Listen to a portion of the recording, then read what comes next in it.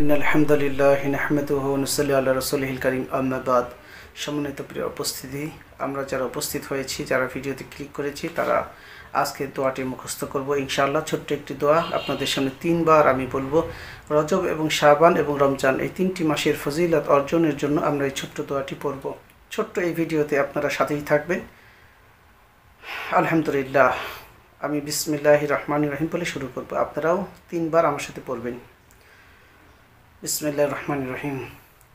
আল্লাহুম্মা বারিক লানা ফি রজব ওয়া শাবান ওয়া বাল্লিগনা রমাদান। আল্লাহুম্মা বারিক লানা ফি রজব ওয়া শাবান ওয়া বাল্লিগনা রমাদান।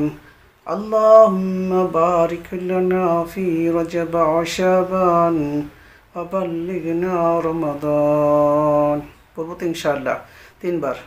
রমজান, হে আল্লাহ আমাদের রমজান এবং শাবানের বরকত দান করেন এবং রমজান মাস পর্যন্ত আমাদের হায়াতকে বৃদ্ধি করে দেন। সুবহানাল্লাহ। আমরা সকলে দোয়াটি মুখস্থ করে প্রতিদিন আমরা কমপক্ষে 3 বার, 4 বার, 5 বার, যেই কয়বার পারি পড়ব ইনশাআল্লাহ। আসসালামু আলাইকুম।